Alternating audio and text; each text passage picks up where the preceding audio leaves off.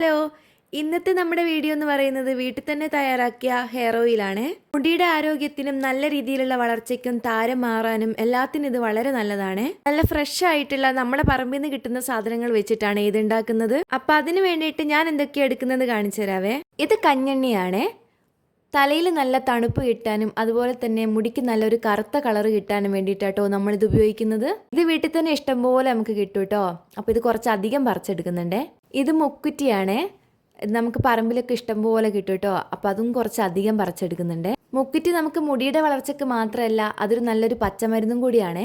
ഇത് പനിക്കൂർക്കയാണ്. നമുക്ക് തുമ്മൽ, ജലദോഷം അതുപോലുള്ള അലർജിയൊക്കെ ഉണ്ടെങ്കിൽ ഇതിട്ട് കാച്ചി കഴിഞ്ഞാൽ അതൊക്കെ മാറും കേട്ടോ. അപ്പോൾ 2-3 ഇല എടുത്താൽ മതിയേ. അതുപോലെ തന്നെയാണ് തുളസിയും 5-6 ഇല മതി. അധികം ആയിക്കഴിഞ്ഞാൽ ഇത് തലക്ക് ചൂടായിരിക്കുവേ. തുളസി 2 തരം ഉണ്ട്. നല്ല തുളസിയുണ്ട്, കരിന്തുളസിയുണ്ട്. അപ്പം ഞാനിവിടെ എടുക്കുന്നത് കരിന്തുളസിയാണ്. ഒന്നും കൂടെ നല്ലത് ഇതാട്ടോ. കുറച്ച് ബ്രഹ്മി കൂടെ എടുക്കുന്നുണ്ട്.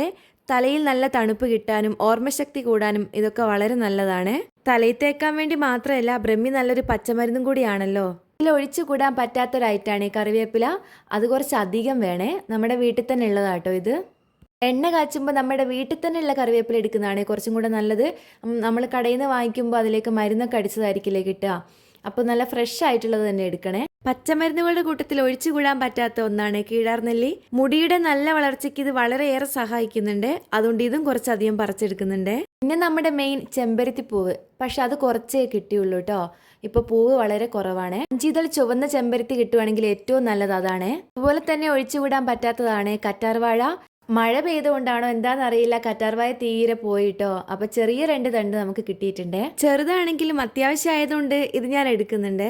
അപ്പോൾ കറ്റാർവാഴ എടുക്കുമ്പോൾ അതിൻ്റെ കറ കളഞ്ഞിട്ട് വേണേ എടുക്കാൻ വേണ്ടി. ഇനി ഇതെല്ലാം കൂടെ നല്ലതുപോലെ കഴുകി എടുക്കണേ. ചെളിയൊക്കെ ഉണ്ടാവും. നല്ലോണം കഴുകിയതിന് ശേഷം നമുക്ക് വെള്ളം തോരാൻ വെക്കാവേ. വെള്ളം മുഴുവനായിട്ട് തോർന്നതിന് ശേഷം നമുക്കിത് മിക്സിയുടെ ജാറിലിട്ടിട്ട് നല്ലതുപോലെ നരച്ചെടുക്കണം. ഞാനിത് കുറച്ചായിട്ടിട്ടോ അരച്ചെടുക്കുന്നത്. ഒരുമിച്ചിട്ട് കഴിഞ്ഞാൽ അരഞ്ഞു കിട്ടാൻ പണിയാണ്. നമ്മൾ ഒട്ടും വെള്ളം ചേർക്കുന്നില്ല അരക്കാൻ വേണ്ടിയിട്ട്. വെള്ളം ചേർത്ത് കഴിഞ്ഞാൽ എണ്ണ കാച്ചി എടുക്കാൻ ഒരുപാട് സമയം എടുക്കുവേ. അപ്പോൾ ഒട്ടും വെള്ളം ചേർക്കാതെ തന്നെ നന്നായിട്ട് അരച്ചെടുക്കണേ. ഇത് കുറച്ച് ഇട്ടിട്ട് നല്ലതുപോലെ അരച്ചെടുത്തിട്ടുണ്ടേ.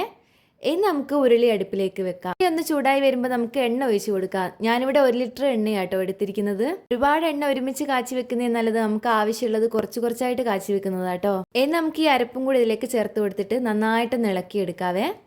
ഇതൊക്കെ വെളിച്ചെണ്ണയായിട്ടൊന്ന് മിക്സായി വരാൻ കുറച്ച് സമയം എടുക്കട്ടോ. അപ്പം മെല്ലെ ഒന്ന് ഇളക്കി കൊടുക്കാവേ. കുറച്ച് നേരം ഇളക്കുമ്പോഴത്തേക്ക് നല്ലൊരു പതയൊക്കെ വരുന്നുണ്ട്. ഇതിൻ്റെ അകത്ത് വെള്ളത്തിൻ്റെ അംശം ഉള്ളതുകൊണ്ടാട്ടോ. ഇനി ഇത് ഫുള്ളായിട്ട് വറ്റി വരണേ. സാധാരണ എണ്ണ കാച്ചുന്ന അത്ര സമയം എടുക്കില്ല കേട്ടോ ഇതുണ്ടാക്കാൻ വേണ്ടിയിട്ട്. നമ്മൾ വെള്ളം ചേർക്കാതെയല്ലേ ഇതൊക്കെ അരച്ചെടുത്തത്. അപ്പോൾ കുറച്ച് നേരം മതിയേ. 5-6 മിനിറ്റിനുള്ളിൽ നമുക്ക് എണ്ണ കാച്ചിയെടുക്കാൻ പറ്റുമേ. അപ്പോൾ ഇളക്കി കൊടുക്കാൻ വിട്ടുപോകരുതേ. എണ്ണ ഒരുപാടങ്ങ് മൂക്കാതെ കറക്റ്റ് സമയത്ത് എടുക്കണേ. ഇതിൻ്റെ പതയൊക്കെ ഒന്ന് മാറി തിളയൊക്കെ ഒന്ന് നിൽക്കുന്ന സമയമാട്ടോ ഇത് എടുത്തു വെക്കേണ്ടത്. നമുക്ക് വീട്ടിൽ തന്നെ വളരെ എളുപ്പത്തിൽ തയ്യാറാക്കാവുന്ന ഒരു കാച്ചെണ്ണയാണ് ഇത്. ഇനി ഇതിന്റെ ചൂടൊക്കെ നന്നായി തണിഞ്ഞതിന് ശേഷം ഡ്രൈ ആയിട്ടുള്ള ഒരു കുപ്പിയിൽ നമുക്ക് സൂക്ഷിക്കാവേ. അപ്പോൾ വീഡിയോ ഇഷ്ടമായിട്ടുണ്ടെങ്കിൽ എന്നെ സപ്പോർട്ട് ചെയ്യാൻ മറക്കല്ലേ.